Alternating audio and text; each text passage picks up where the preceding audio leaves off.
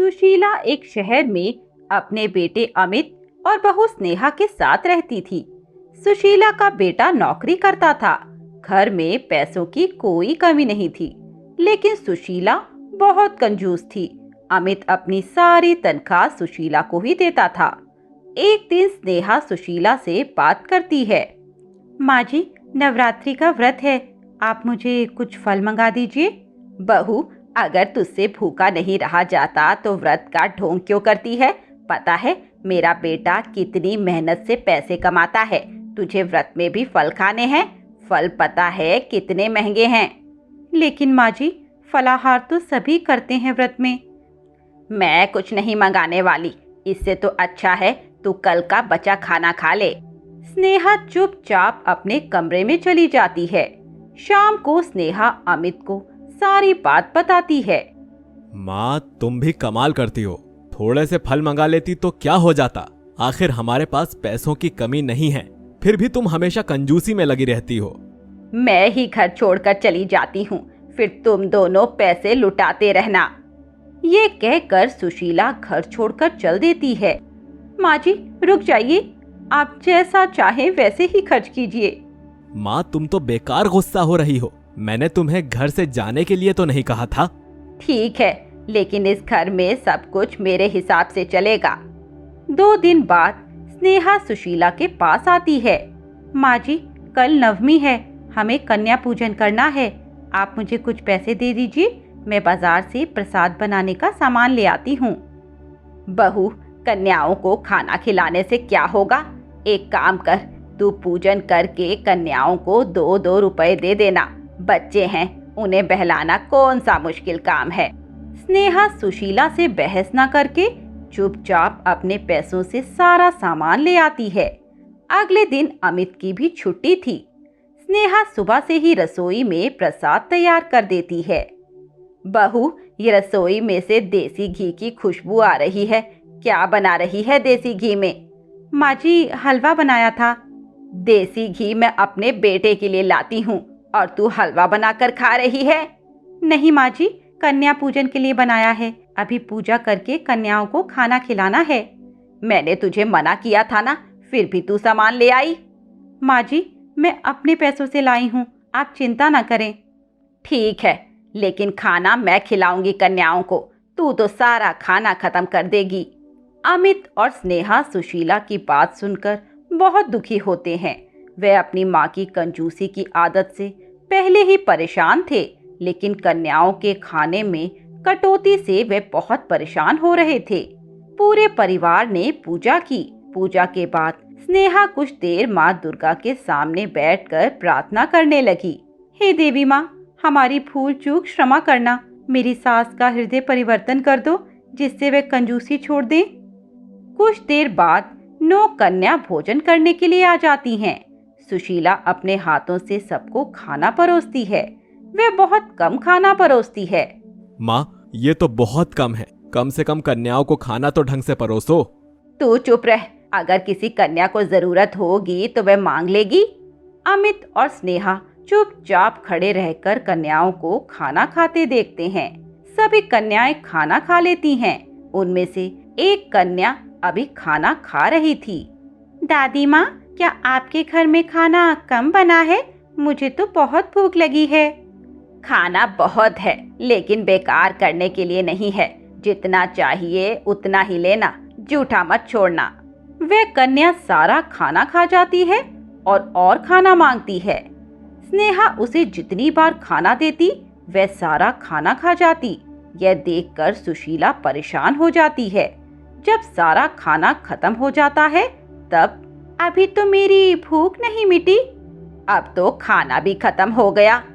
लेकिन आप लोगों ने कन्या पूजन किया है, भरपेट भोजन तो कराना पड़ेगा, तभी तो माँ अम्बे प्रसन्न होंगी। अगर आपके घर से कन्या भूखी चली गई तो माँ रुष्ट हो जाएंगी। स्नेहा जल्दी से दोबारा खाना तैयार करती है। बहू, मैंने तुझे इसीलिए मना किया था कन्याओं को खाना खिलाने के लिए। अब तो लगता है हमारे घर का सारा राशन खत्म हो जाएगा। दादी माँ, कंजूसी छोड़कर पूजा किया करो। देवी माँ के प्रसाद में कैसी कंजूसी? चुप रह, चुपचाप खाना खा और अपने घर जा। स्नेहा उसे और खाना लाकर देती है, जिसे खाकर कन्या खड़ी हो जाती है। खाना तो हो गया, लेकिन कन्या को दक्षिणा भी तो दो कंजूस दादी। हे भगवान, अब इसे पैसे भी चाहिए। तभी अमित उस कन्या को पैसे दे देता है।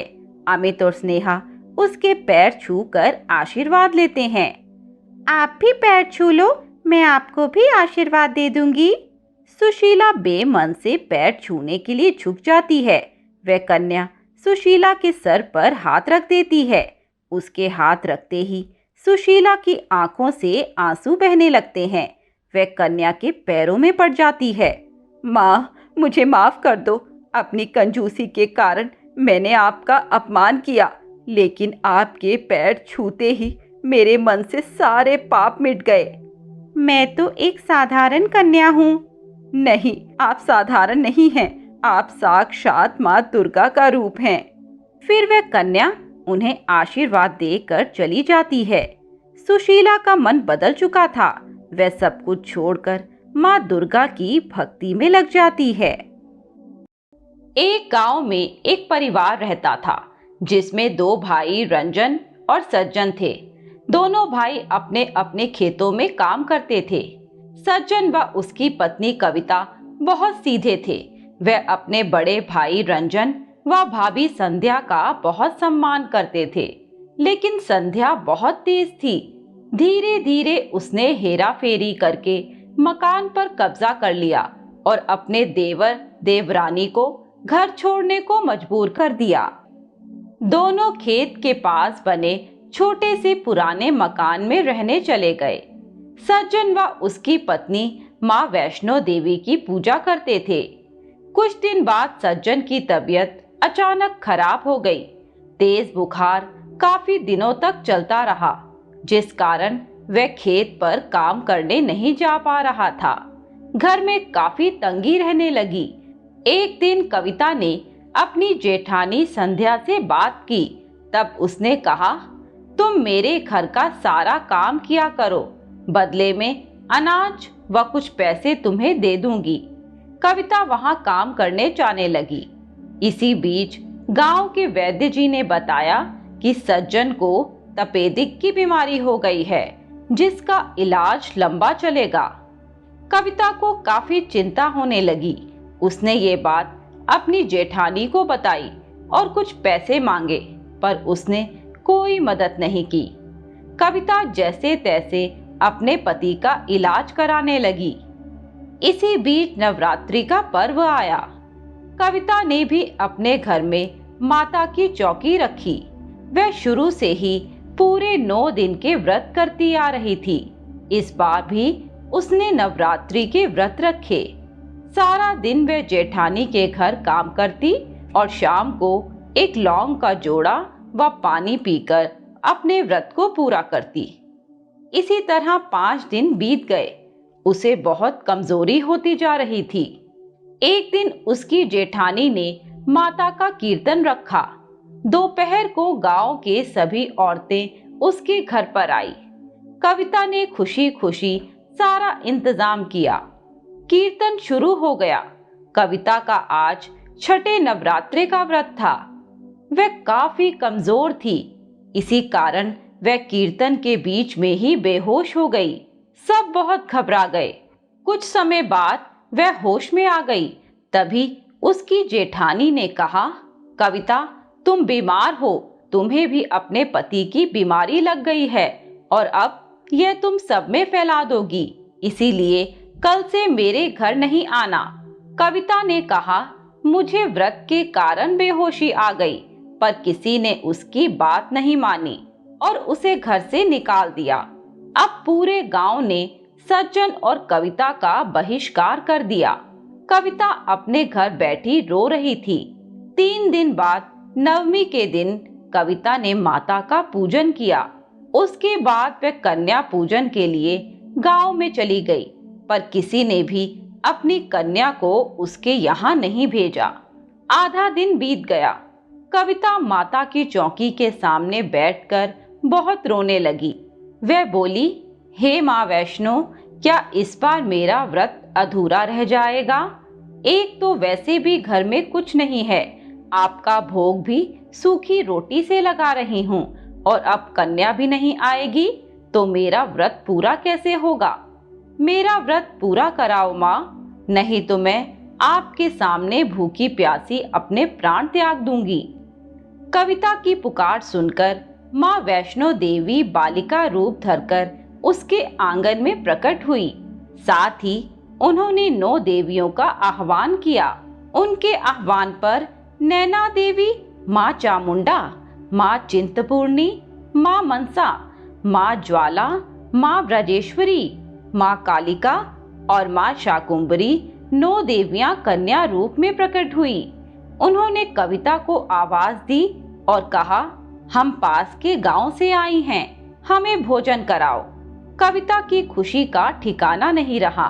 उसने कन्याओं का पूजन किया और उनके सामने पत्तल में सूखी रोटी और सब्जी रखी और कहा, हे माँ रूपी कन्याओं, आज मेरे पास यही भोजन है आपके भोग के लिए, मुझे क्षमा कीजिए। 9 कन्याओं ने जैसे ही हाथ आगे बढ़ाया, वह पत्तल सोने की थाली में बदल गई। सूखी रोटी सब्जी 56 प्रकार के भोजन में बदल गई। कविता रोने लगी। वह समझ गई माँ वैष्णो ने उसकी लाज रख ली। यह चमत्कार उन्होंने ही किया। कन्याओं ने भोजन किया और कहा, अब अपने पति को बुलाओ।